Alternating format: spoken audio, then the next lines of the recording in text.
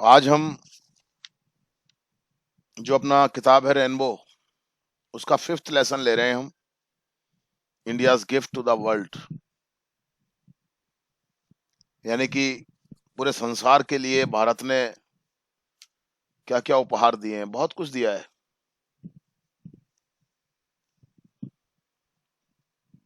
एक चीज नहीं दी है, इस भारत ने इस विश्व को बहुत कुछ दिया है, बहुत कुछ दिया है। कहा जाता है कि भारत इस संसार का, इस विश्व का, इसकी जो संस्कृति है भारत की, सबसे प्राचीनतम संस्कृति है। और भारत की जितनी भी चीजें हैं आज आज उनकी वैज्ञानिकता प्रमाणित हो रही है धीरे धीरे सबकी। जीरो भारत ने दिया पूरे संसार को, बिना जीरो के कुछ भी पॉसिबल नहीं था। सुरों का ज्ञान भारत ने दिया। कहते हैं कि आज से 3000 साल पहले, 2500 साल पहले, जब पूरे विश्व में अज्ञान का अंधेरा छाया हुआ था, तब हमारे यहाँ के ऋषि मुनि जो जंगलों में रहते थे, वो बहुत आगे निकले हुए थे। सुश्रुत का नाम आपने सुना होगा, चरक का नाम आपने सुना होगा। 2500 साल पहले, 3000 साल पहले आयुर्वेद के ज्ञाता थे चरक। और 2500 साल पहले, 3000 साल पहले जो उन्होंने संसार को दिया था, जो ज्ञान चिकित्सा का दिया था, मानव शरीर का जो ज्ञान उन्होंने दिया था, आज का मेडिकल साइंस भी उसके ऊपर डिपेंड है। जिस सर्जरी की बात हम आज करते हैं कि साहब ये 200-250 साल पुराना है, हमारे यहाँ के सुश्रुत ने बहुत हजारों साल पहले कर दिया था उसको। कोई भी धर्म उस समय संसार के अंदर नहीं था, केवल एक धर्म था, हमारा सनातन धर्म। ध्यान रख लीजिए आप इस बात को। ना कोई ईसाई धर्म था, ना कोई इस्लाम धर्म था, ना कोई बौद्ध धर्म था, ना कोई जैन धर्म था। एक धर्म होता था, सनातन धर्म। और मैं आपको फिर से आज एक बात बता दूं कि हिंदू कोई धर्म नहीं है। क्रिश्चियन जो धर्म है, ईसाई धर्म जिसको अपन बोलते हैं, महात्मा ईसा जिन्होंने इसको धर्म को, इसका प्रवर्तन किया था, थे ही नहीं। 2000 साल, 2500 साल पुराना धर्म है ये। इस्लाम धर्म की अगर हम बात करें तो इस्लाम धर्म कितना पुराना मानते हो आप? 1500 साल से ज्यादा पुराना नहीं है। बौद्ध धर्म, जैन धर्म, सारे धर्मों का जो, ये सारे धर्म जो निकले हैं ना, ये हमारे सनातन धर्म से ही निकले हुए हैं। सनातन धर्म का मतलब इंसानियत का धर्म होता था, मानवता का धर्म होता था। कोई धर्म नहीं था धरती के ऊपर। ये तो बाद में ईसाई धर्म आया, इन्होंने अपना एक अलग बना लिया, अपना प्रचार प्रसार करने लगे।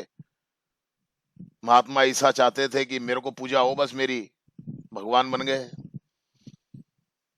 मोहम्मद साहब आ गए, उन्होंने ये इस्लाम धर्म कर दिया, मेरी पूजा हो बस। तुम्हारे ये जो है जैन धर्म आ गए, बौद्ध धर्म आ गए, सिख धर्म बाद में आया। ये सब 2000 साल से ज्यादा पुराने धर्म नहीं है। और हमारी संस्कृति जो है वो हजारों साल पुरानी संस्कृति है। हमारे किसी भी धर्म ग्रंथ के अंदर किसी भी धर्म से संबंधित कोई बात नहीं लिखी हुई, ना कोई हिंदू शब्द तो कहीं मिलेगा ही नहीं आपको। ये सब बाद में बने हैं धर्म ये। और उस समय में 2500, 3000, 4000, 5000 साल पहले, 5000 साल पहले माना जाता है वेदों की रचना हुई थी। 4 वेद जो हैं, इन चारों वेदों की रचना 5000 साल पुरानी मानी जाती है। उस समय तो कोई कोई धर्म नहीं था। कोई ईसाई धर्म नहीं, कोई मुस्लिम धर्म नहीं, कोई जैन नहीं, कोई बौद्ध नहीं, कोई सिख नहीं, कोई पारसी नहीं, कोई धर्म नहीं था। तो सब बहुत बाद में बने हैं। तो हमारा जो संस्कृति है, हमारी जो संस्कृति है, हमारा जो कल्चर है, वो तो बहुत पुराना है। और आज भी हमारे वेदों में जो बातें लिखी हुई हैं, वो आज भी साबित होती हैं, वो आज भी वैज्ञानिक दृष्टि से प्रमाणित होती हैं। उस जमाने में हमारे ऋषि मुनि जो थे जंगलों में चले जाते थे। गर्ल्स कैमरा बंद कर लो अपना।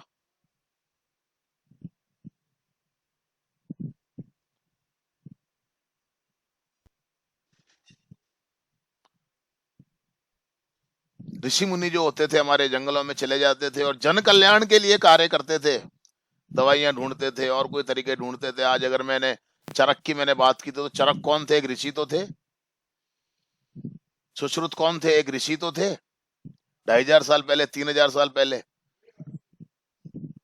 चरक को 2500 3,000 साल पहले व्यक्ति आदमी के शरीर का पूरा ज्ञान था। जबकि उस समय कोई सोनोग्राफी मशीन नहीं, कोई एक्सरे मशीन नहीं, कोई मशीनें नहीं होती थी। सोच के देखिए हमारे पुरखे कितने विद्वान हुआ करते थे, कितने इंटेलिजेंट होते थे।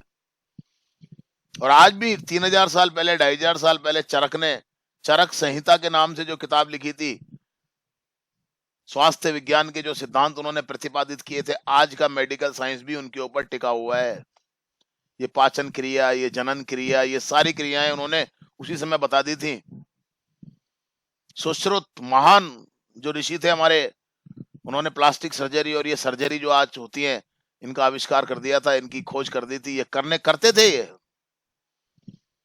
ये ऋषि मुनि हमारे जंगलों में जाते थे और वहां जन कल्याण के लिए चीजों की खोज करते थे, दवाइयां ढूंढते थे, तरीके ढूंढते थे। और उन्हीं में से एक थे पतंजलि। और इन पतंजलि ने योग का विकास किया था। योगा जिसको अपन बोलते हैं, आज बाबा रामदेव का नाम आप जानते होंगे। पूरा संसार मानता है इस योगा को। आज इंटरनेशनल योगा डे मनाया जाता है 21 जून को। और सारा संसार इस बात को मानता है कि योगा जो है वो बहुत फायदे की चीज होती है। बहुत आदमी के लिए शारीरिक और मानसिक दोनों रूपों से आदमी को फायदा पहुंचाता है। और ये सिस्टम कब डेवलप किया था? हजारों साल पहले जो हमारे पतंजलि ऋषि थे, उन्होंने इस सिस्टम को डेवलप किया था। और आज पूरा संसार मानता है इस चीज को। आप अंदाजा लगाइए हमारे पुरखे कितने विद्वान थे, हमारे पुरखे कितने इंटेलिजेंट थे, जिनके हम वंशज हैं, जिनकी हम संतानें हैं।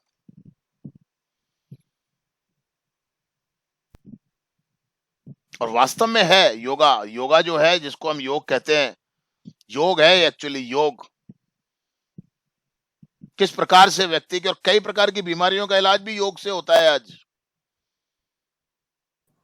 योगा, हाउ योगा हील्स, ये लेसन का नाम है।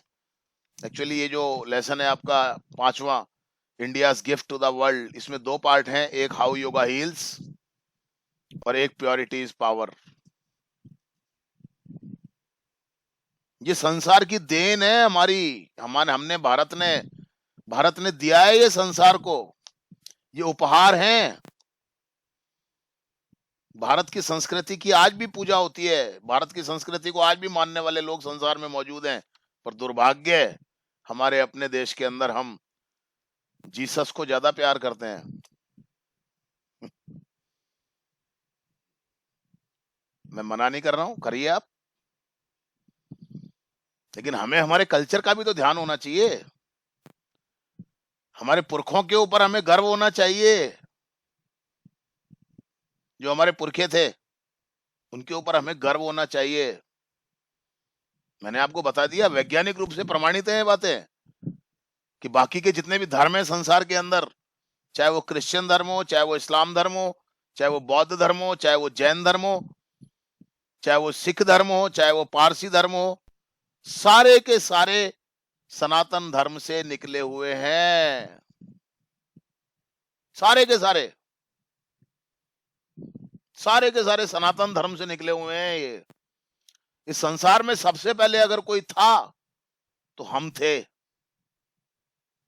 और बता दूं मैं आपको, जिसको हिंदू कहते हैं आज हम, इस संसार को आज भी अगर किसी ने बांध के रखा हुआ है तो इस हिंदू ने ही बांध के रखा हुआ है। हिंदू का मतलब किसी धर्म से नहीं है। और जिस दिन ये खत्म हो गया ना, उस दिन संसार खत्म हो जाएगा। आप देख लेना इस बात को। हमारी संस्कृति की आज भी पूजा होती है संसार में। आज भी पूजा होती है हमारी संस्कृति की, हमारे तौर तरीकों की।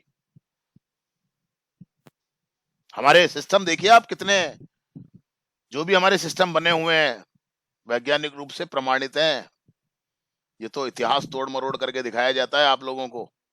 कुछ हमारे निजी स्वार्थ होते हैं जिनकी वजह से हम इन चीजों को नहीं मानते हैं। जातियों में बट गए हम, धर्मों में बट गए हम। बाकी ये जैसा भारत है वैसा तो कोई देश हो नहीं सकता इस पूरी दुनिया में। और जिस दिन भारत खत्म हो गया, सब कुछ खत्म हो जाएगा। ध्यान रखना इस बात को, खत्म हो जाएगा सब कुछ। इस संसार की धुरी है भारत, इस संसार की धुरी है हमारी संस्कृति, हमारा कल्चर। गर्व होना चाहिए हमें इसके ऊपर, हमें गर्व होना चाहिए हमारे भारतीय होने पर।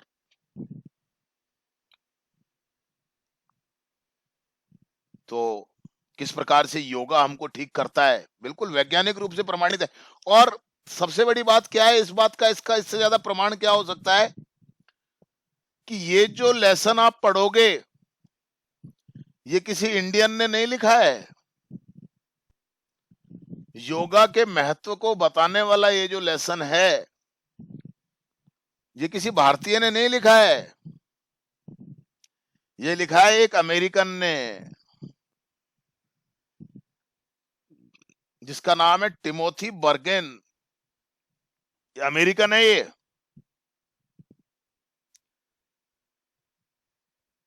हम तो आज इसको ढोंग के रूप में मान लेते हैं, लेकिन बाहर के देशों के अंदर इसको इतना ज्यादा अप्लाई किया जाता है योगा को, क्योंकि वो जानते हैं कि बड़ी फायदे की चीज है। और टिमोथी बर्गन ने इसको लिखा हुआ है, ध्यान रखिएगा आप। और टिमोथी बर्गन कौन है? अमेरिकन है, कोई इंडियन नहीं है ये। और हम तो इसको भूल ही चुके थे लगभग लगभग। ये जो हमारी जो उपहार है ये पूरे संसार को जो हमने दिया है, हम तो इसको लगभग भूल ही चुके थे। ये तो बाबा रामदेव जैसे लोगों ने इसको फिर से, इनकी वजह से आज हम इसको जानते हैं, वरना हम अपनी ही चीज को भूल चुके थे। ये दुर्भाग्य है इस देश का कि हम खुद अपनी चीजों को महत्व नहीं देते हैं, दूसरों को महत्व देते हैं हम। टिमोथी बर्गन ने लिखा है, जो कि खुद एक योगा इंस्ट्रक्टर हैं।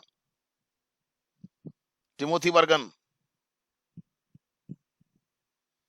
एक एक्यू पंचरिस्ट हैं, यानी कि जो सुई चुबो चुबो के जो इलाज करने वाले होते हैं, एक्यूपंक्चर वाले। एक राइटर हैं, एक लेखक हैं, डिजाइनर हैं, योगा के शिक्षक हैं, और अमेरिका में लोगों को योगा की प्रैक्टिस करवाते हैं। और इवन ऑनलाइन भी ये ट्रेनिंग देते हैं, ऑनलाइन भी इन्होंने इस प्रकार के संसाधन बनाए हुए हैं। तो भैया कुछ तो इंपॉर्टेंस होगी ना।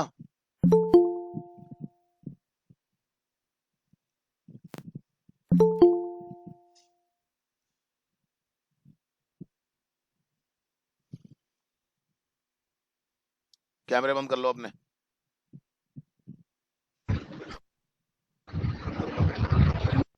सर अभी चुप रहे, बिल्कुल बिल्कुल चुप हो जा। ओके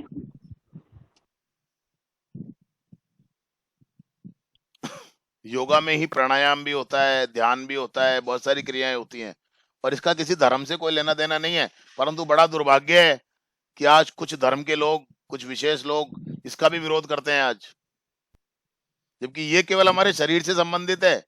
ये केवल हमारे शरीर को और मन को स्वस्थ रखने का काम करता है, इसका किसी धर्म से कोई लेना देना नहीं है। ये केवल एक एक्सरसाइज है जो हमारे शरीर को और हमारे मन को स्वस्थ रखने का काम करती है। लेकिन फिर भी कुछ लोग इसका विरोध करते हैं आज। और योगा तो, मैं तो जितना समझ पाया हूँ इस योगा के बारे में, मैं तो बहुत छोटा व्यक्ति हूँ, मैं इतना ज्ञानी व्यक्ति नहीं हूँ, पर योगा को मैंने जितना समझा है, डीप ब्रीदिंग से इसका रिलेशन है, गहरी सांस लेना। और मैंने तो महसूस भी किया है कई बार। डीप ब्रीदिंग से इसका मतलब होता है गहरी सांस लेना और उस गहरी सांस के द्वारा अपने आप को स्वस्थ रखना। यही हम लोग करते हैं। और बहुत डिटेल में तो थोड़ा सा तो अपन इस पाठ को पढ़ेंगे तो पता चलेगा, और बाकी तो कोई योगा इंस्ट्रक्टर होगा, अगर आप चाहेंगे तो मैं किसी दिन आपकी क्लास करवा दूंगा, आप आ जाइएगा, आपको और योगा की जानकारी मिल जाएगी, करवा देंगे आपको। अब बात ये आती है कि ये जो लेसन है आपका फर्स्ट पार्ट है हाउ योगा हील्स, यानी कि योगा हमको कैसे ठीक करता है, कैसे हमको स्वस्थ रखता है, कैसे हमको स्वस्थ करता है, ये पार्ट है। ये जरा ध्यान से पढ़िएगा, बहुत इंपॉर्टेंट लेसन है। जहां आपको समझ में नहीं आया आप मुझसे पूछिएगा। It has become common knowledge that yoga is good for you.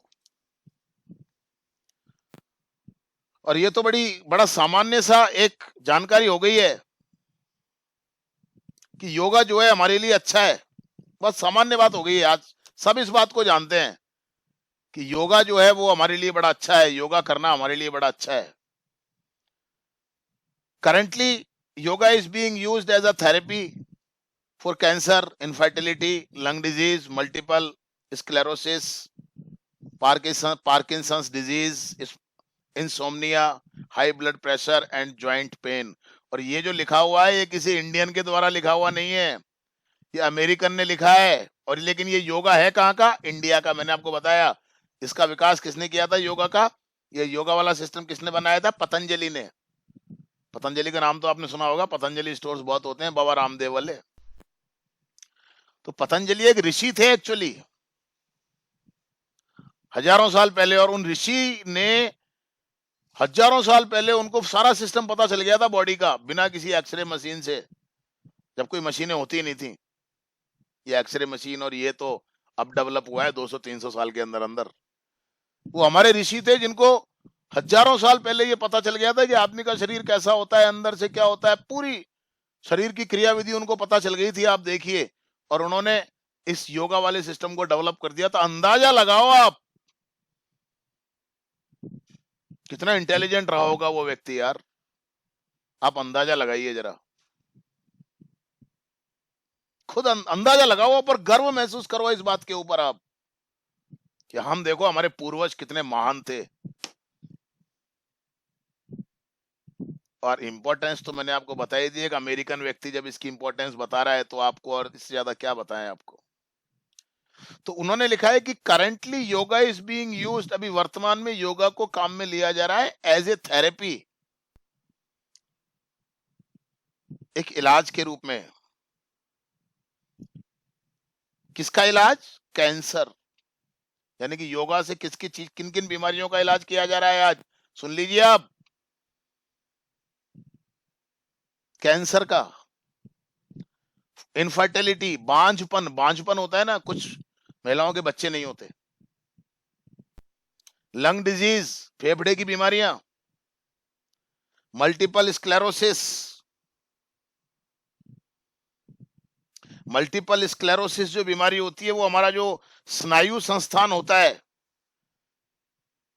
स्नायु तंत्र जो होता है हमारा, उससे संबंधित बीमारियां, पार्किंसंस डिजीज, जिसमें कि हमारे हाथ पैर कांपने लग जाते हैं, ये भी स्नायु तंत्र से संबंधित बीमारी होती है।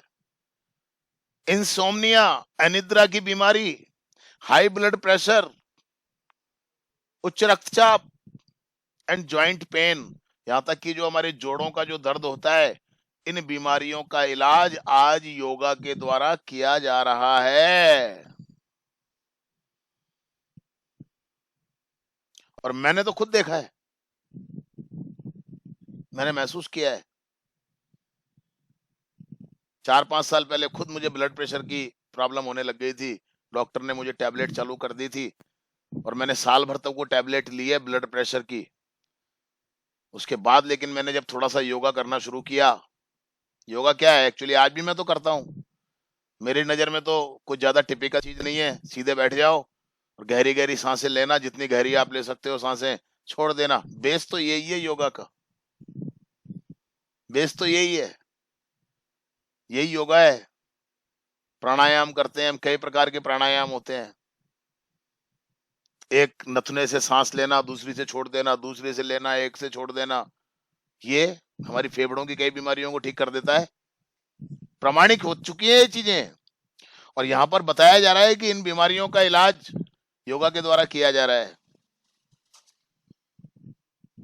Yet there is very little awareness and understanding on exactly how yoga heals, even in the yoga and medical communities. और फिर भी इतनी बड़ी बड़ी बीमारियों का इलाज आज योगा के द्वारा किया जा रहा है, लेकिन फिर भी आज भी योगा किस प्रकार से हमारे शरीर को स्वस्थ रखता है, आज भी इस बारे में बहुत कम लोगों को जानकारी है, बहुत कम लोगों को समझ है, बहुत कम लोगों को इसके बारे में जागरूकता है। यहां तक कि योगा के क्षेत्र में काम करने वाले लोग या मेडिकल कम्युनिटीज में, यानी कि चिकित्सा के क्षेत्र में काम करने वाले लोगों को भी इसके बारे में जानकारी बहुत कम है आज भी। ये देखिए दुर्भाग्य इस देश का, जबकि इतनी इंपॉर्टेंट चीजें हमारे हमारे हमारे करिकुलम के अंदर, हमारे पाठ्यक्रम के अंदर इसको शामिल कर दिया जाना चाहिए, कंपलसरी कर दिया जाना चाहिए कि स्कूलों के अंदर एक पीरियड योगा का जरूर होगा, जिसमें बच्चों को योगा के बारे में बताया जाए, योगा की प्रैक्टिस करवाई जाए। और मैं तो कह रहा हूं कि आखिरी पीरियड में तो यही कर देना चाहिए, हर स्कूल के अंदर आखिरी पीरियड के अंदर सारे बच्चों को एक जगह इकट्ठा किया जाए और वहां पर उनको योगा के बारे में बताया जाए, योगा का उनको अभ्यास करवाया जाए। और अगर जगह कम है तो अल्टरनेटिव डेज में भी कर सकते हैं अपन, किसी दिन किसी क्लास को, किसी दिन किसी क्लास को, किसी दिन किसी क्लास को, जिससे कि हमारे बच्चे, हमारे स्टूडेंट, उनमें योगा के प्रति जागृति आए, समझ आए, और योगा के द्वारा, योगा की प्रैक्टिस से खुद भी स्वस्थ रहे, अपने परिवार को स्वस्थ रख सके और समाज को स्वस्थ रख सके। लेकिन ये दुर्भाग्य है इस देश का कि ये देश का जो सिस्टम है वो केवल परीक्षा पास करने पे टिका हुआ है बस। Medical research estimates that as much as 90% of illness and disease is stress related। और चिकित्सा के अनुसंधानों से ये पता चला है, चिकित्सा के अनुसंधानों से अनुमान लगाया जाता है कि 90% बीमारियां तनाव से संबंधित होती हैं, तनाव से संबंधित होती हैं। यानी कि व्यक्ति जब स्ट्रेस में होता है, तनाव में होता है, जो व्यक्ति जितना ज्यादा तनाव में रहेगा वो व्यक्ति उतना ज्यादा बीमार होगा। 90% बीमारियों का संबंध डायरेक्ट तनाव से है, टेंशन से है। टेंशन लेके बैठ जाते हैं ना, पता नहीं किस चीज की टेंशन लेके बैठ जाते हैं, बहुत सारे लोग हैं दुनिया में। ये बीपी हो गया, डायबिटीज हो गया, और दुनिया भर की बीमारियां, बीमारियों की जड़ है टेंशन। ध्यान रखना आप, जो व्यक्ति टेंशन नहीं करेगा वो बीमार नहीं होगा, बहुत कम होगा। ऐसा नहीं है कि नहीं होगा, लेकिन बहुत कम होगा। और जो व्यक्ति जितनी ज्यादा टेंशन करेगा वो उतना ज्यादा बीमार होगा। मैंने आपको बताया कि 4-5 साल पहले मेरे को भी बीपी की प्रॉब्लम हो गई थी, थोड़ी टेंशन रहती थी, बीपी की टैबलेट चालू हो गई थी, पर मुझे समझ में आ गई बात, मैंने टेंशन करना बंद कर दिया बिल्कुल, थोड़ा सा योगा की प्रैक्टिस करने लग गया। आज मुझे कोई ब्लड प्रेशर की प्रॉब्लम नहीं है, मैं वो टैबलेट सब बंद कर दी मैंने तो। आज तो मेरे को तो बंद करे हुए 4 साल से ऊपर हो गए बीपी की टैबलेट। मस्त रहो, अपने से जितना काम हो जाए करो ईमानदारी से, टेंशन मत करो। टेंशन करने से कुछ नहीं होगा, टेंशन करने से केवल हमारा शरीर बेकार होगा, बीमार होगा, और कुछ भी नहीं होगा इसके अलावा। A few of the many diseases and conditions that have been linked to an overactive stress response include cardiovascular disease, depression, anxiety, some types of diabetes, mellitus, etc. और कुछ बीमारियां, बहुत सारी बीमारियां हैं वैसे तो, शारीरिक बहुत सारी ऐसी शरीर की अवस्थाएं हैं जिनका सीधा संबंध अत्यधिक तनाव से होता है, लेकिन उनमें से कुछ बीमारियां हैं जैसे कि कार्डियोवास्कुलर डिजीज। कार्डियोवास्कुलर डिजीज का मतलब हृदय से संबंधित बीमारियां, यानी कि जो हमारी धमनियां होती हैं, रक्त धमनियां होती हैं, रक्त का संचार जो होता है। डिप्रेशन, अवसाद में आ जाना, अवसाद में आ जाना, जरा सी किसी बात को लेकर टेंशन हो जाना, अवसाद में आ जाना। एंजाइटी, चिंता, क्या होगा मेरा। अरे कर्म करो ना अपना, बस जितना है आपके पास में, चिंता करने से क्या होगा। करो कर्म करो अपना। पढ़ाई तो करेंगे नहीं और परीक्षा की चिंता लगी रहेगी तो फेल तो होंगे ही। गलत कह रहा हूं क्या मैं।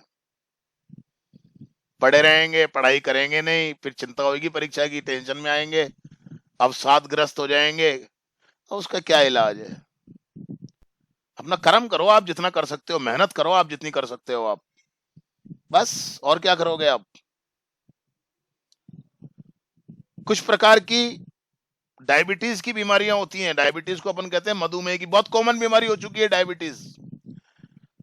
लगभग ब्लड प्रेशर हो गया, डायबिटीज हो गया, ये इस प्रकार की बीमारियां हैं जो बहुत कॉमन बीमारियां हो चुकी हैं। और इनका मुख्य कारण क्या है। तनाव, टेंशन। और ये जो मैंने आपको बताया ना अभी, डीप ब्रीदिंग, डीप ब्रीदिंग से आप अपने तनाव को कम कर सकते हो। अगर आप पॉजिटिव हो तो, पर दिमाग में आप सोच के बैठे हो कि नहीं मेरे को तो तनाव कम करना ही नहीं है, फिर तो कितना ही डीप ब्रीदिंग कर लो आप, तनाव कम होगा ही नहीं आपका। पर मेरा अनुभव इस बात को कहता है, कभी कभी मुझे भी तनाव हो जाता है हल्का फुल्का सा, तो भैया मैं तो डीप ब्रीदिंग करना शुरू कर देता हूं। बस सीधा बैठता हूं, गहरी गहरी सांस लेता हूं, सांसों पे अपना ध्यान लगाता हूं, उस सांस को मैं आते हुए और जाते हुए महसूस करता हूं, उसको देखने की कोशिश करता हूं।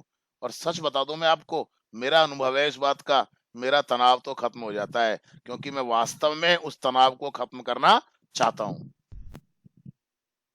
सोच का भी बड़ा फर्क होता है कई बार तनाव मुझे भी हो जाता है, किसी को भी हो जाता है। और मैंने तो कई बार बच्चों को कहा है कि एग्जामिनेशन में हम जाते हैं परीक्षा देने के लिए, और अगर आपको किसी प्रकार का तनाव महसूस होने लग जाए तो डीप ब्रीदिंग करो आप 10-5 बार। डीप ब्रीदिंग कैसे,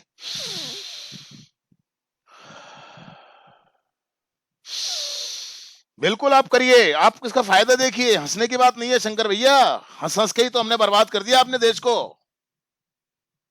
हमने अपने देश को बर्बाद कैसे किया है, हंस हंस के। डोंट माइंड, हंसी आती है हमारे को, हमारे सिस्टम पे, हमारे कल्चर पे हमको हंसी आती है, इसीलिए तो बर्बाद हो गए हम। बराबर बात है, बुरा मत मानना भाई मेरी बात का, सीधी सी बात है। हंसी क्यों आती है हमारे को फिर, हम इंपॉर्टेंस को नहीं समझते, हर चीज हमको मजाक लगती है। अरे मजाक नहीं है भाई, और करके देख लेना तू भी, चैलेंज है मेरा। कभी भी अगर तेरे को तनाव महसूस हो ना, सीधा बैठना, 10-15 बार गहरी गहरी सांस लेना और छोड़ना, और सांसों पे ध्यान लगा लेना। अगर पॉजिटिव होगा ना, तेरा तनाव खत्म हो जाएगा। चाहे किसी बड़ी से बड़ी परीक्षा में जाके बैठ के देख लेना तू, this is not a joke. अरे हंस हंस के ही तो हमने अपने कल्चर को बर्बाद कर दिया भाई, सीधी सी बात है। हमको हमारे तौर तरीकों पे बहुत जल्दी हंसी आ जाती है। लीजिए आप, सुबह सुबह करिए आप, क्या बात आप कर रहे हो, फायदा मिलेगा आपको अगर आप पॉजिटिव हैं तो। और मजाक ही उड़ाना है किसी चीज का आपको, फिर तो क्या फायदा मिलेगा आपको, कोई फायदा नहीं मिलना। मैं तो अब खैर बंद हो गया, मेरा तो सुबह early in the morning class होती है, मैं तो रोजाना सर्किल पे जाता था, और मैं तो वहां बैठ करके योगा करता था। 15-20 मिनट में योगा करता था बैठ करके, सांसों से। बस मैंने क्या कहा है आपको, योगा का मेन मेन क्या है, सांस, गहरी सांस लेना और उसको छोड़ना, और सांसों पे ध्यान लगा देना, बस। बाबा रामदेव गलत नहीं बोलता है, पर हमको तो मजाक लगता है। ये भी कोई इलाज हो गया क्या, गहरी सांस लेना और छोड़ देना है। है, मानो या ना मानो, पूरी दुनिया मानती है। 190 देशों के अंदर योगा का अभ्यास किया जाता है, और हम, जहां की हमारी चीज है, हम इसका मजाक उड़ाते हैं। दुर्भाग्य यही तो है इस देश का, यही तो दुर्भाग्य है इस देश का बस। इसीलिए तो आज हम पीछे हैं भाई। पीछे क्यों हैं हम? अंग्रेजी दवाइयों पे जिंदा रह लेंगे, लेकिन हमारे सिस्टम को हम फॉलो करने में हमारे को शर्म आती है।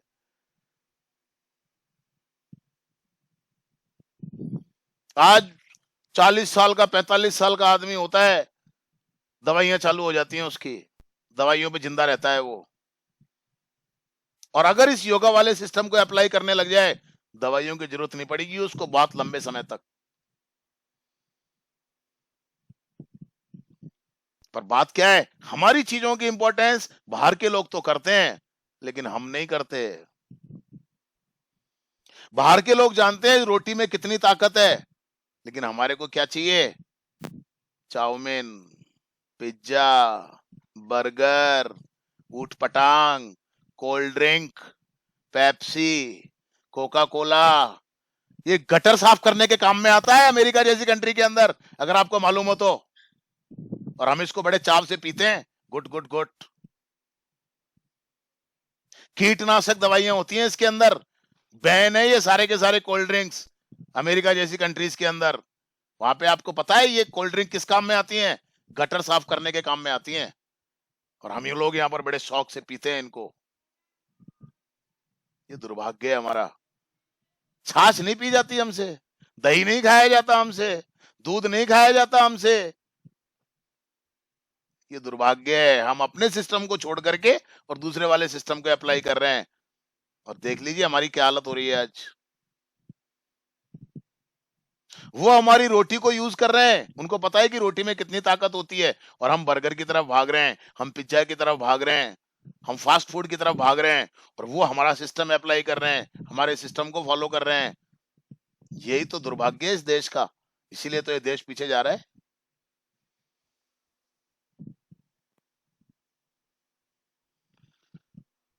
तो बहुत सारी बीमारियां ऐसी हैं, बहुत सारी बीमारियां ऐसी हैं, और ज्यादातर बीमारियां ऐसी हैं, और 90% बीमारियां ऐसी हैं जो तनाव से संबंधित होती हैं। और इस योगा के द्वारा आगे बहुत डिटेल में पढ़ाने वाला हूं मैं आपको ये लेसन।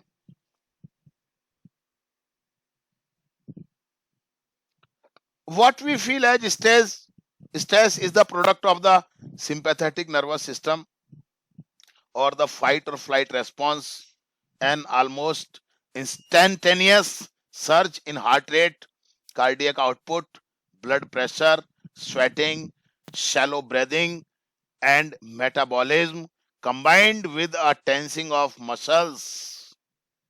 अब यहां पर यह बताया गया है कि जो तनाव हम महसूस करते हैं ये है क्या, जिसे हम तनाव कहते हैं, तनाव के जैसा जो हम महसूस करते हैं वो है क्या? ये हमारा जो एक सिस्टम होता है हमारी बॉडी के अंदर, सिंपैथेटिक नर्वस सिस्टम, या फाइट और फ्लाइट वाला जो रेस्पॉन्स होता है, इसकी उपज होती है ये। इससे क्या होता है? An almost instantaneous surge in heart rate. और जब हम तनाव महसूस करते हैं तो हमारे जो हृदय की जो गति होती है, हमारे हृदय में जो धड़कनें होती हैं, उनमें एकदम तेजी से बढ़ने लग जाती हैं, वो तेजी से धड़कनें हमारी बढ़ने लग जाती हैं। कई कई बार हमारे सामने इस तरह की सिचुएशन बन जाती है कि या तो उस स्थिति का सामना करो या वहां से भाग लो। ये समझाया है मतलब इस तरीके से। और हमारी बॉडी के अंदर भी इसी प्रकार से एक सिस्टम बना हुआ होता है। हमारी बॉडी के अंदर सब कुछ बना हुआ है सिस्टम, पर हम दवाइयों पे ज्यादा जिंदा रहने लग गए आजकल। एलोपैथी, एलोपैथी जो दवाई है ये बहुत अच्छी दवाइयां नहीं होती हैं। बीमारी को, किसी बीमारी को ठीक नहीं कर सकती एलोपैथी की दवाई, लेकिन और 4 बीमारियां पैदा कर देंगी। डॉक्टरों ने धंधा बना लिया है अपना। बता दूं मैं आपको क्लियर बात, क्लियर बता दूं मैं आपको बात। आप आज मेडिकल पे चले जाओ डॉक्टर के पास में, वो कुछ ना कुछ कमियां आपके अंदर बता देगा, कहीं ना कहीं दवाई आपको चालू कर ही देगा, वो पक्की बात है। और एक बार आप लपेटे में आए नहीं, पर बस आ जाओ अब आप। मेरे को भी लोग कहते हैं कि आपकी उम्र कितनी हो गई, मैंने कहा जी 52 का हो गया हूँ। कहते हैं कि अच्छा, किस किस चीज की दवाई चल रही है आपकी, मेरे से ये कहते हैं लोग। मैं कहता हूँ दवाई किस चीज की चल रही है, क्या मतलब हो गया? बोले नहीं, 52 साल की उम्र में तो कोई दवाई तो चली रही होगी आपकी, कोई डायबिटीज होगा, कोई बीपी होगा, कोई और चीज होगी। मैंने कहा यार जरूरी है क्या भाई, जरूरी है क्या है? कहते नहीं आजकल तो 40-45 साल की उम्र में तो आदमी दवाई लेने लग जाता है। तो मैंने की जरूरी है क्या? तो अच्छा आप कोई दवाई नहीं लेते? मैंने की नहीं लेता मैं तो। कोई बीमारी नहीं है आपको? मैंने की नहीं है। कहते हैं कि फिर तो आप डॉक्टर को दिखा के चेकअप करवाओ अपना। सुनो आप अब बात, कि आपको अगर कोई बीमारी नहीं है तो डॉक्टर को दिखा के चेकअप करवाओ आप। मतलब बीमारी होनी जरूरी है आज के टाइम में आदमी के अंदर। देखिए आप क्या कल्चर हम डेवलप कर रहे हैं, देखिए अब आप। तो मैं उनसे कहता हूँ भैया कोई पागल कुत्ते ने काटा है क्या मेरे को, जो मैं किसी डॉक्टर के पास जाऊं जब मुझे कोई प्रॉब्लम ही नहीं है तो? है नहीं नहीं, आप टेस्ट करवाओ अपने, कोई ना कोई बीमारी जरूर निकलेगी आपको। ये लो आप सुन लो बात आप। अरे जब मेरे को कोई प्रॉब्लम ही फील नहीं होती यार, बढ़िया खाता हूँ, अच्छा खाता हूँ, अच्छी नींद आती है, कोई टेंशन नहीं, कोई तनाव नहीं, कोई फर्स्ट फर्स्ट क्लास में अपनी जिंदगी जी रहा हूँ, फिर जबरदस्ती डॉक्टर के पास जाके चेकअप क्यों करवाओ भाई? अच्छा कुछ लोगों की आदत होती है, अच्छा 40 साल के हो गए अब, 40 साल के बाद तो डॉक्टर से चेकअप करवाना ही चाहिए आपको भी। क्यों करवाना चाहिए? ये हम कहाँ जा रहे हैं, किस सिस्टम पे हम जा रहे हैं? मेरी बात शायद आपको समझ में आ रही होगी। अरे अपनी लाइफ स्टाइल आप ऐसी रखो ना, बीमारी नहीं हो गया।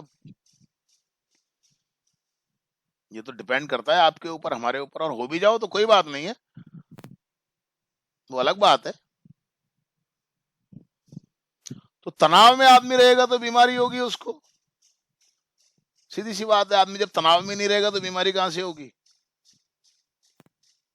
और इसमें क्या होता है, जब ये सिस्टम, जब हम तनाव में आते हैं, जरा सी देर में कोई चीज देखी हमने ऐसी, सपोज कीजिए आप जरा सी टेंशन में आ जाते हैं, एग्जाम के समय में आप बहुत ज्यादा टेंशन फील करते हैं, करते नहीं करते आप? कल परीक्षा है, ओहो क्या हालत होती है आपकी। एग्जामिनेशन देने जाते हैं जब आप, सेम डे, घंटे 2 घंटे पहले तक क्या हालत होती है। टेबल पे जाके बैठ जाते हैं आप, पेपर होने वाला है, आहा बस पूछो ही मत आप, होता है ना? उस समय ये सिस्टम एक्टिवेट हो जाता है हमारा, हमारे हृदय की धड़कनें बढ़ जाती हैं, तेज हो जाती हैं।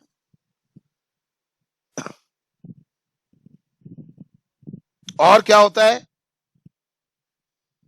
हमारा जो कार्डियक आउटपुट होता है, यानी कि हमारा जो हृदय से संबंधित, जो हमारी हृदय की जो ऊर्जा होती है वो तेज हो जाती है। ब्लड प्रेशर जो होता है हमारा वो ज्यादा हो जाता है। और क्या हो जाता है, स्वेटिंग, पसीने आने लग जाते हैं हमारे को। शैलो ब्रीदिंग, और हमारी जो सांसें होती हैं वो उथली होने लग जाती हैं। और जो हमारी बॉडी के अंदर जो मेटाबॉलिज्म होता है ना, मेटाबॉलिज्म समझते हो आप?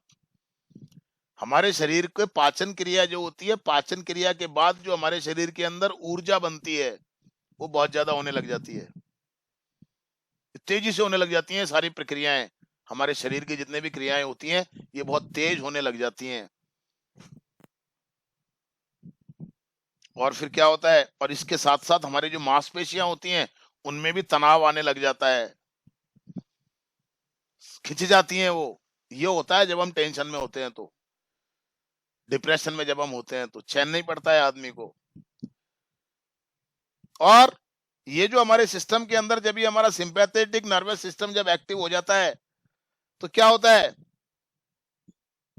हमारे शरीर की जो इंटरनल जो क्रियाएं होती है ना, जैसे पाचन क्रिया, एक होती है एलिमिनेशन, एलिमिनेशन का मतलब मल मूत्र को त्याग करने की जो प्रक्रिया होती है, और हमारे शरीर के अंदर जो रक्त का प्रवाह होता है, ये सब धीरे धीरे कम होने लग जाता है। कभी कभी आपको मैं एक बहुत क्लियर एग्जांपल देता हूं। कभी कभी आप क्लास में बैठे होते हैं, आपको टॉयलेट लगता है बहुत जोर से, कि यार मैं सर से पूछ के टॉयलेट करने जाऊंगा। लेकिन तभी कोई ऐसी बात हो जाती है कि आप सब भूल जाते हैं टॉयलेट, टॉयलेट। कभी महसूस किया है आपने? भूल जाते हैं आप सब। आपने होमवर्क नहीं किया और आपका नंबर आ जाता है, खड़ा हो जा रे, होमवर्क कहाँ है तेरा। अब उससे पहले आपको बहुत जोर से टॉयलेट लग रहा होगा, लेकिन जब आपने क्लास के अंदर देखा कि 4-5 की कुटाई हो चुकी है और आज मेरा नंबर भी आ सकता है, आप भूल जाते हो टॉयलेट को। कभी भी नोट कर लेना इस बात को, भूल जाते हो आप। और क्लास में अगर 1-2 घंटे तक अगर वो ड्रामा चलता रहता है ना, तो 1-2 घंटे तक आप भूल जाओगे कि आपको टॉयलेट आ रहा था 1 घंटे पहले, बहुत जोरदार वाला। यानी कि जब हम तनाव में होते हैं तो शरीर के अंदर ये क्रियाएं जो होती हैं अपने आप ही बंद हो जाती हैं। पाचन सिस्टम जो होता है वो आपका पाचन तंत्र काम करना बंद कर देता है। उत्सर्जन तंत्र जो होता है ना, ये उत्सर्जन तंत्र का ही काम है, ये काम करना बंद कर देता है। और हमारा जो ब्लड का जो सर्कुलेशन पूरी बॉडी के अंदर होता रहता है ना, ये भी धीरे धीरे कम हो जाता है। और हमारे शरीर के अंदर के जो अंग हैं उनमें हमारा ये जो ब्लड का सर्कुलेशन होता है ये कम हो जाता है। और short term this stress reaction is a good thing. हाँ, थोड़े समय के लिए अगर ये तनाव हम महसूस करते हैं वो तो अच्छा है, क्योंकि हम तैयार हो जाते हैं आगे की स्थिति का सामना करने के लिए। द फाइट और flight response prepares us to respond to any environmental threat by fighting against it और फ्लीइंग फ्रॉम इट। क्योंकि ये जो हमारे शरीर के अंदर ये जो फाइट और फ्लाइट वाला जो सिस्टम एक्टिवेट होता है, ये अगर कुछ समय के लिए एक्टिवेट होता है तो अच्छा है। ये हमें हमारे चारों तरफ की जो कोई भी प्रकार की इस प्रकार की कोई चीज है, कोई खतरा है, कोई भी चीज है, तो उससे हमें लड़ने के लिए तैयार करता है। लेकिन अगर ये रेगुलर बना रहता है तो बड़ा खतरनाक हो जाता है। आपके एग्जाम के 2 महीने रह गए और आपको अगर चिंता हुई थोड़ी सी, और आपने अकॉर्डिंगली अगर अपनी प्रिपरेशन तैयार करना शुरू कर दिया, एक दिन मान लीजिए तनाव में आ गए आप। अब वो तनाव क्या करेगा आपको, अगर आप पॉजिटिव हैं तो वो तनाव आपको आगे की स्थितियों से निपटने के लिए तैयार कर देगा। तो थोड़ा बहुत तो ठीक है, पर केवल तनाव ही तनाव करते रहे अपन और काम कुछ नहीं करें तो क्या होगा, तो वो खतरनाक हो जाता है। तो कम समय के लिए अगर ये होता है, आपका ये जो तनाव है, फाइट और फ्लाइट वाला जो रेस्पॉन्स है, ये कुछ समय के लिए अगर होता है जब तो ये ठीक है। But long term continuous exposure to stress is harmful. लेकिन लगातार अगर हम इस तनाव को महसूस करते रहें, लगातार अगर हम अपने आप को इस तनाव का शिकार बनाते रहें, तो ये बड़ा नुकसानदायक हो जाता है। Placing excess wear and tear on the body system and severely limiting the body's natural maintenance and healing abilities. लगातार अगर हम तनाव करते रहेंगे तो हमारे शरीर के अंदर तोड़ फोड़ मचा देता है ये। और हमारे शरीर के अंदर एक प्राकृतिक क्षमता होती है अपने आप को ठीक करने की। उस प्राकृतिक क्षमता को भी, जो हमारी हीलिंग एबिलिटीज होती हैं हमारी बॉडी के अंदर, नेचुरल नेचुरल जो हीलिंग एबिलिटीज होती हैं बॉडी के अंदर, उनको ये नुकसान पहुंचाने का काम करता है।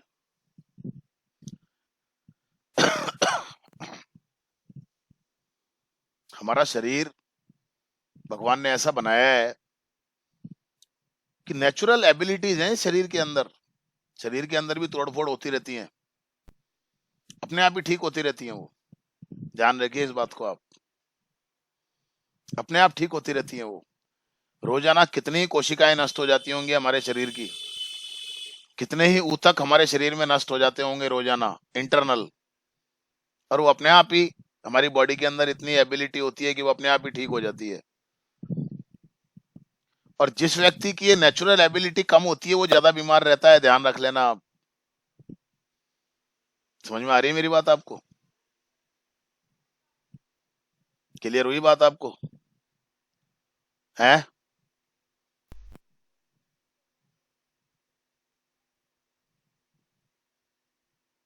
अभी अपन दवाइयां लेते हैं ना, दवाइयां क्या काम करती हैं, क्या काम करती हैं दवाइयां? दवाइयां क्या काम करती है मालूम है आपको? कोई साइड। जब हमारे शरीर की प्राकृतिक क्षमता समाप्त होने लग जाती है, तो फिर वो काम दवाइयों से करना पड़ता है हमारे को। ध्यान रखना आप।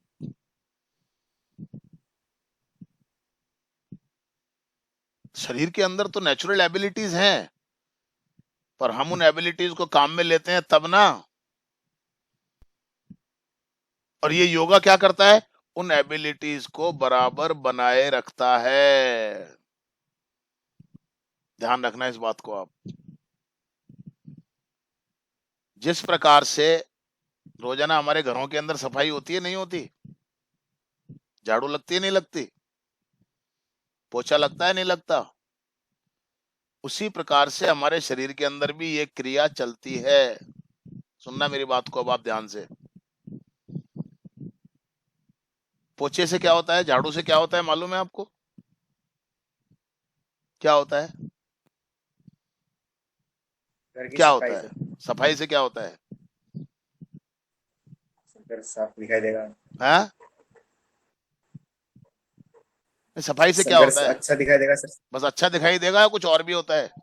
केवल अच्छा दिखने के लिए सफाई करते हैं क्या हम? वो गंदगी दूर हो जाती है। गंदगी दूर जी हो बराबर हो जाती जाएगी है। सर। गंदगी दूर हो जाएगी सर। और गंदगी अगर दूर नहीं होगी तो क्या होगा? कचरा जैसे मैंने सब लग जाएगा। अरे साफ साफ बोले बीमारी ना, फैल क्या बोला भी नहीं जाता क्या? सर बीमारी फैल सकती है। हाँ, साफ साफ बोल केशव। बोला भी नहीं जाता क्या मुंह खोल के ढंग से? गंदगी नहीं दूर होगी तो क्या होगा? क्या होगा? बीमारी फैल जाएगी। बीमारी फैल जाएगी, तरह तरह की बीमारियां हो जाएंगी। हो जाएंगी ना? आपको पता है हमारे शरीर के अंदर भी ये प्रक्रिया चलती रहती है, मालूम है आपको? अब मैं आपको बता रहा हूँ योगा क्या होता है। हमारे शरीर के अंदर भी ये प्रक्रिया चलती है। हमारे शरीर के अंदर भी झाड़ू लगती है, पोछा लगता है। कैसे लगता है? अब सुन लो आप जरा मेरी बात, अगर आप सुन करके समझ सकते हो तो। हमारे शरीर के अंदर विभिन्न प्रकार के तरल पदार्थों का प्रवाह होता रहता है। मालूम है आपको? मालूम है? कहीं से भी आप शरीर को अगर काटोगे तो ब्लड निकलेगा या पानी जैसा कुछ निकलता है? हमारे शरीर के अंदर अगर हमारे शरीर का जो वेट होता है ना, उसमें 70% वजन पानी का होता है, तरल पदार्थों का होता है। और तरल पदार्थ हमारे पूरी बॉडी के अंदर इनका प्रवाह होता रहता है। समझ लेना आप बात, मैं अब आपको बता रहा हूं ये योगा कैसे ठीक करता है आपको। छोड़ दीजिए अब इस लेसन को थोड़ी देर के लिए। यहां पर हमारे शरीर के अंदर निरंतर तरल पदार्थों का प्रवाह होता रहता है। सुन लीजिए मेरी बात आप। और उन तरल पदार्थों में दो चीजें होती हैं, दो काम करते हैं ये तरल पदार्थ। सुन लेना कान खोल के अच्छे तरीके से आप, और किसी भी डॉक्टर से जाके पूछ लेना, मेरी बात पे यकीन नहीं हो तो। तरल पदार्थों में दो प्रकार की चीजें होती हैं। एक तो वो चीज होती है तरल पदार्थ के अंदर जो हमारी बॉडी में पोछा लगाने का काम करती है, कि अगर हमारी बॉडी के अंदर कोई गंदगी है कहीं पर, इंटरनल बात कर रहा हूं मैं, बाहर की बात नहीं कर रहा हूं मैं, अगर हमारी बॉडी के अंदर कोई गलत चीज है तो वो तरल पदार्थ के अंदर ऐसी चीजें होती हैं जो उस गंदगी को साफ कर देती हैं। एक बात तो ये समझ लो आप, ठीक है? और दूसरी उन तरल पदार्थों में ऐसी चीजें होती हैं जैसे विटामिन्स हो गए, प्रोटीन्स हो गए, कार्बोहाइड्रेट्स हो गए। सुना है ना नाम आपने? मैं ज्यादा तो नहीं जानता हूं विज्ञान के बारे में, लेकिन मोटा मोटा मैं जानता हूं। एक तो उन तरल पदार्थों में ऐसी चीज होती है जो हमारी बॉडी के अंदर सफाई का काम करती है। जैसे पानी डालते हैं ना हम, यूं बाल्टी भरी और पानी यूं डाल दिया, तो पानी क्या करता है? जो भी कहीं गंदगी होती है उसको बहा करके ले जाता है अपने साथ। इसी प्रकार से हमारे शरीर के अंदर इन तरल पदार्थों का प्रवाह होता है, और ये तरल पदार्थों में ऐसी चीजें होती हैं कि अगर कोई गंदगी है, अगर कोई गलत चीज है, तो उसको ये साफ करती हुई चली जाती हैं। क्लियर हो गई मेरी बात आपको? दूसरा काम क्या होता है, इन तरल पदार्थों के अंदर ऐसी चीजें भी होती हैं कि अगर हमारे इंटरनल बॉडी के अंदर अगर किसी चीज की कोई कमी है, समझ रहे हैं मेरी बात को आप, तो इन तरल पदार्थों के माध्यम से उन स्थानों पर वो चीजें पहुंचती रहती हैं। ये बात समझ में आ गई आपको? बहुत मोटी मोटी बात बताई है मैंने आपको। क्लियर हो गई बात आपको? मेरा पैर टूटा, ये ऐसे टूट गई हड्डी, दिख रहा है आपको? ये हड्डी थी ना, ये टूट गई, गैप आ गया बीच में। अब उस तरल पदार्थ के अंदर कैल्शियम भी होता है, समझ गए आप? अब वो कैल्शियम जाएगा, यहां जरूरत है, यहां वो सप्लाई होगी कैल्शियम की, और धीरे धीरे वो इसको जोड़ देगा। मेरी बात समझ में आ गई आपको? प्रोटीन की कमी हो गई, तो जो कुछ हम खाते हैं इनसे ही तो वो सब चीजें बनती है ना। हम प्रोटीन वाली चीजें खाते हैं, विटामिन वाली चीजें खाते हैं, कैल्शियम वाली चीजें खाते हैं। जब मेरा पैर फ्रैक्चर हुआ था तो मुझसे कहा गया जी आप ऐसी चीजें खाओ जिनमें कैल्शियम ज्यादा हो, क्योंकि आपकी हड्डी के लिए कैल्शियम की ज्यादा जरूरत है। तो कैल्शियम जरूरत के हिसाब से उन तरल पदार्थों के द्वारा वो कैल्शियम जहां पर जरूरत होती थी वहां पर पहुंच जाता था। इतना चीरा लगा, कटा, ऊतक नष्ट हो गए, दुनिया भर के कोशिकाएं नष्ट हो गई, तो उन्होंने कहा ऐसी चीजें खाओ जो प्रोटीन मिले आपको, तो ये कोशिकाएं बनेंगी, ऊतक बनेंगे आपके। तो जहां जरूरत होती है वहां पर वो चीजें पहुंचती रहती हैं। मेरी बात समझ में आ रही है आपको, नहीं आ रही? ये एबिलिटी हमारी बॉडी के अंदर नेचुरली है। अब सुनना मेरी बात ध्यान से। योगा क्या करता है? मैंने आपको कहा गहरी सांस लो आप, तो गहरी सांस लेने से क्या होगा? ऑक्सीजन अंदर जाएगी ना ज्यादा, और जब ऑक्सीजन अंदर जाएगी तो उन तरल पदार्थों का प्रवाह तेज होगा या नहीं होगा? आप बता दीजिए मुझे, होगा या नहीं होगा? होगा ना? होगा कि नहीं होगा? आप बता दो मेरे को। मैंने गहरी सांस होगा ली, सर। अब ऑक्सीजन जितनी अंदर जाएगी तरल पदार्थों को धक्का मारेगी कि नहीं मारेगी वो ऑक्सीजन? तो तरल पदार्थों का मूवमेंट बढ़ेगा कि नहीं बढ़ेगा? बस तरल पदार्थों का मूवमेंट बढ़ेगा तो शरीर के अंदर जहां पर जो चीज की कमी आ रही है वो चीज उसको बराबर तेज गति से पहुंचती रहेगी। This way yoga heels. समझ में आ गई बात आपको? बस आज मैं इतना ही रखूंगा इस लेसन को। Thank you very much.